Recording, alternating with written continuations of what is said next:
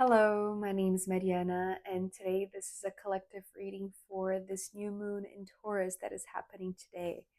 So, because it is a collective reading, I'm doing it with my big combined deck of tarot cards and astrological oracle cards. So, you'll see both of them in your reading today, although there are only tarot cards here in this first part at least. So, this collective reading for the new moon has a very smooth and constructive path. It feels like there is this very beautiful acceptance of the freedom that we're all about to not just experience directly, but discover and allow it to reveal itself and to respond in a sense to this emotional longing. And it's almost like there is this notion that there is this knowingness, I want to say, that we're leaving behind a safe harbor in a sense, a very well established foundation or circumstance. But where we're heading towards as a collective is somewhere that it will be familiar, because it's almost like we feel collectively that we will recognize immediately that even though this might be an entirely new path, it's not exactly completely new, because there is something that is recognizable. There is something that is familiar, and it's familiar, I want to say, because it's almost like the response to like this exercise in perfecting or calibrating our desires, calibrating our wishes, calibrating our ability to imagine and to visualize exactly what we want. Because this is actually how we're opening the first part here, which this Two of Wands is talking about the new horizons, right? So it's this opening up, right? I'm imagining this as like this opening up of a window. So there is this, it's almost like the window of your third eye, right? Or collective, right? This third eye for humanity in a sense. So we're all opening up our eyes, and that in response brings us this possibility of dreaming of new horizons, right?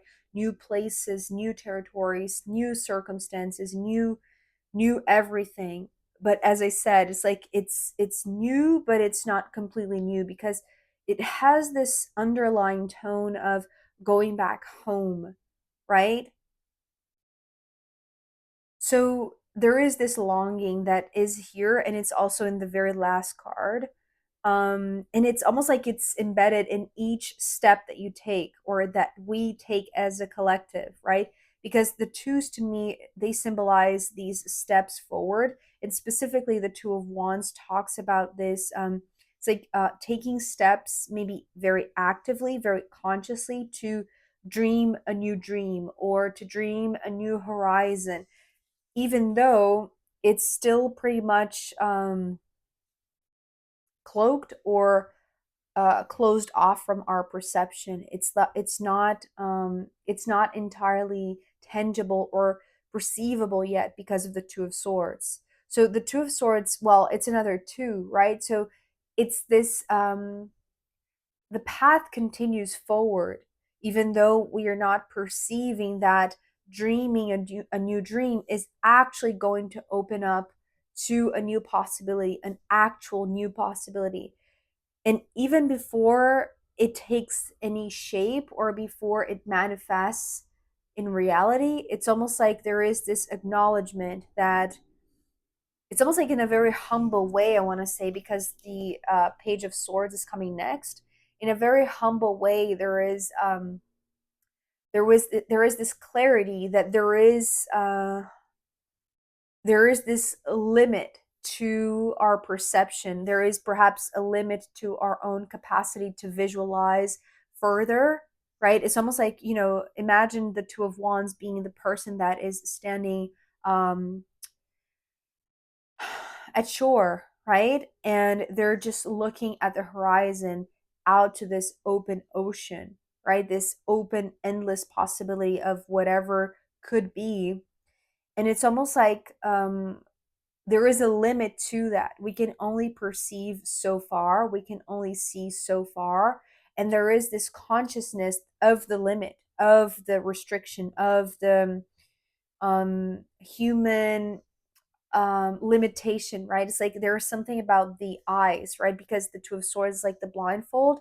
So it's almost like there is this recognition of how limit our perception is. However, that doesn't block us from wanting to reach out further, or want to see further, right? Or it's almost like want to expand our vision, expand our capacity to see beyond the horizon, see beyond this line, right? That it's like the apparently the end, but it's not the end. And it's interesting because, we are talking about this sort of transition from a very secure and safe harbor, right? Because of the Four of Pentacles here.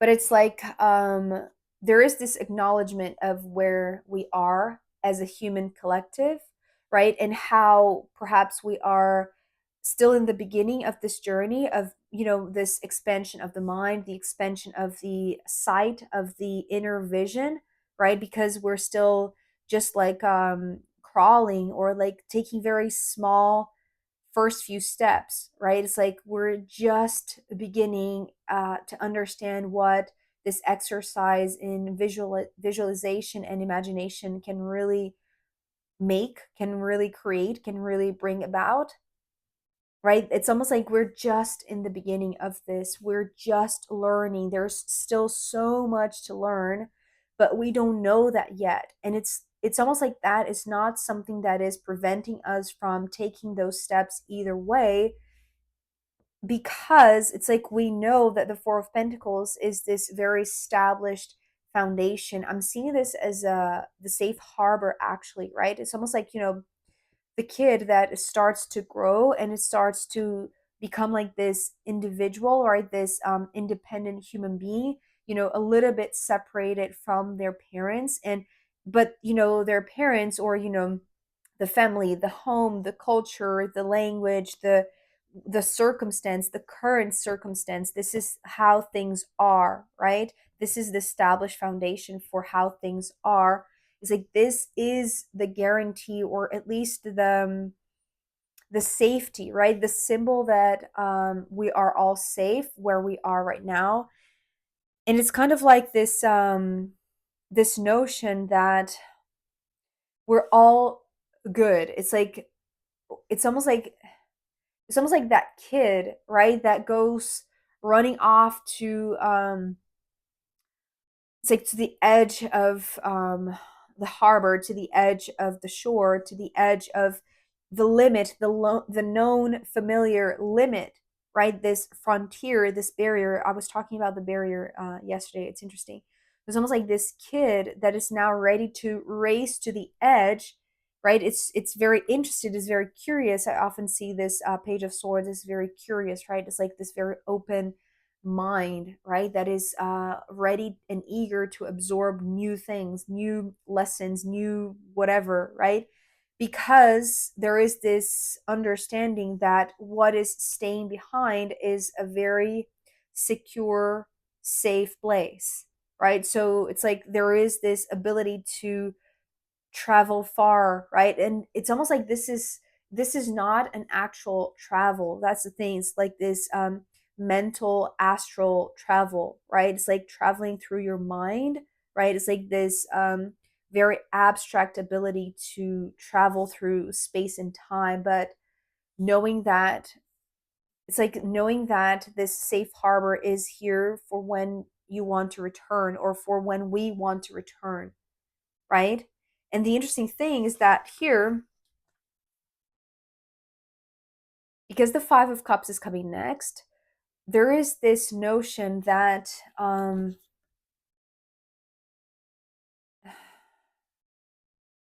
was going to say you found your place, but it's a little bit like this bittersweet belonging, because the Five of Cups, well, the fives to me, they symbolize self, integrity of self. Like when you, again, it's like that process of growing up, right? It's like this individuation that the kid goes through, right? It's like to detach themselves from the parents, right? Knowing themselves as this individual being, um, but also knowing that they belong, that they have a safe harbor to go back to if needed.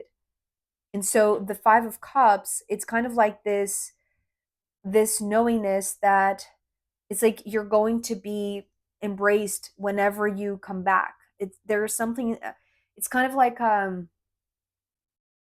it's like this blessing in a sense, this not communicated type of blessing that the ones that are staying and holding space, right, the ones that are making sure that you have a safe harbor to come back to, it's like they're making sure that you know that you're loved if you want to come back and take your place again. Because to me the fives, it's like this um taking the spot, right? The fours, they are the outline, they are the space itself, but here it's like knowing that you were loved there, knowing that you were cared for, knowing that you were protected. And I know that the Five of Cups traditionally, it's not that type of energy, right? It carries deception and disappointment and people letting you down, or not trusting issues perhaps. But this is not how I'm seeing this. It's like this is how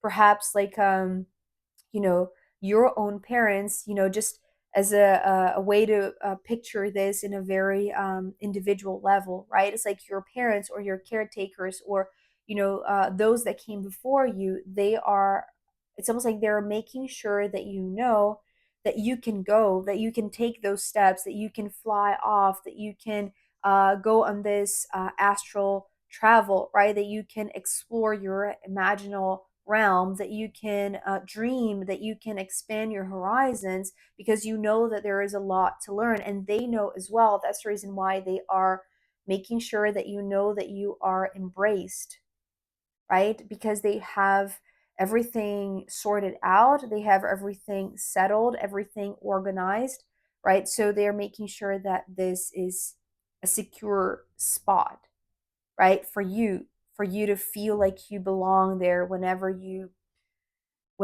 are in need of this love, of this embrace.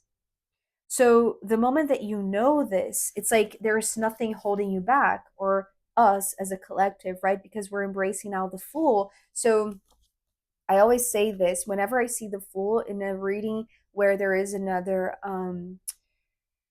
the page, right? It's like the page symbolizes the minor arcana version of the Fool, and the Fool, it's kind of like this elevation of freedom, right? It's like owning and just uh taking like taking this ownership of freedom. But I want to, how do I describe this? It's like taking it into your own hands, making something with this.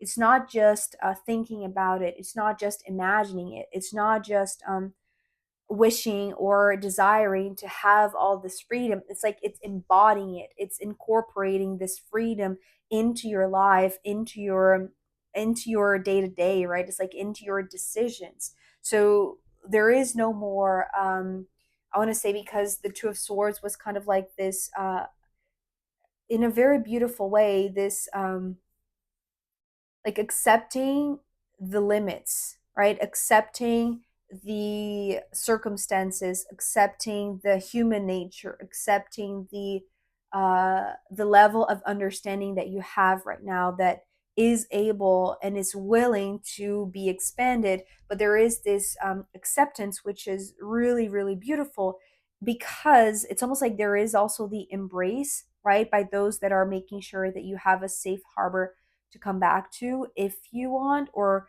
when you want. And so you do feel like you are able to free yourself from that. It's like you're able to not only come to the edge, right? Because I'm seeing like this kid coming to the edge and then looking backwards to just make sure that the parents are there.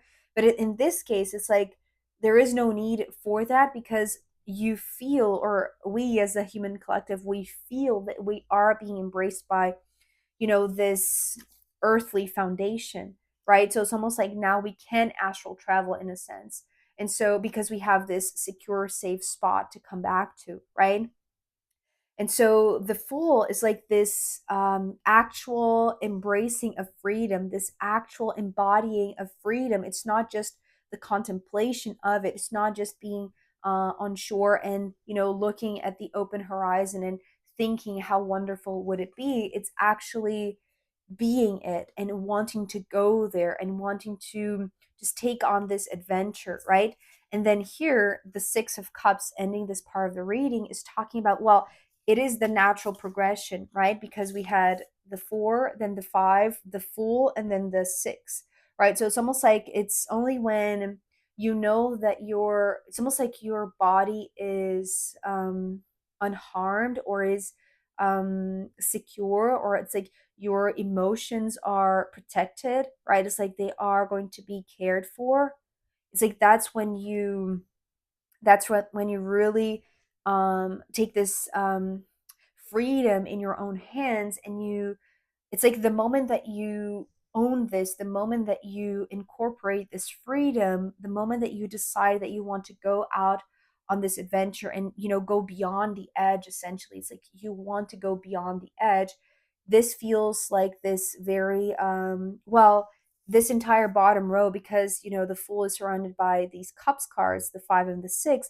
I do feel like there is a little bit of this longing, not just because of this, right? Because of the safe harbor that you're leaving, but also there is a longing for, it's almost like being in that in between stage, right? It's like that weird spot that it's like you have left the safe harbor, but you haven't yet arrived where you desire, where you were wishing, where you were longing for. So it's kind of like being mid-flight, or being mid-air, or being in this transition, right? It's like you're still in the initial stages, right? The first few steps.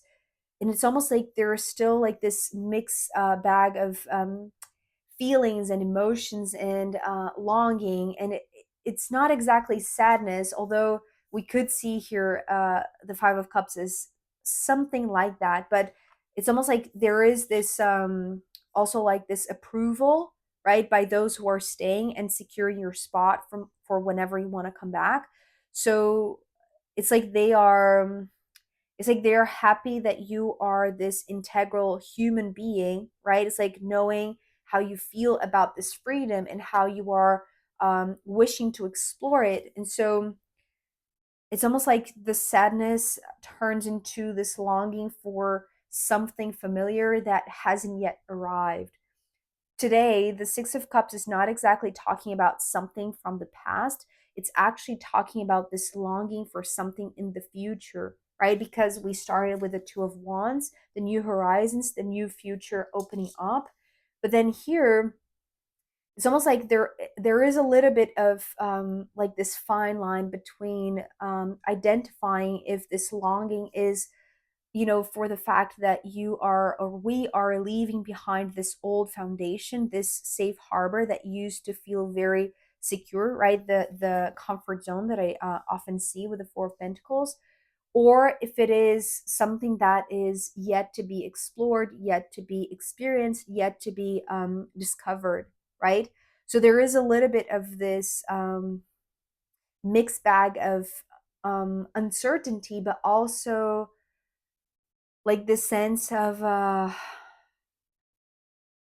like the longing is just here to confirm, right, that the wish is going to be fulfilled, right? That it's like the path is now opening up. There is this new journey, this new motion forward that is going to be the fulfillment of this desire, the fulfillment of this longing, right? So it's almost like it's just being highlighted because it's going to be responded to, it's going to be fulfilled, it's going to be shown to you what you were longing, even though it's not from the past. It's actually something that hasn't really happened yet, right?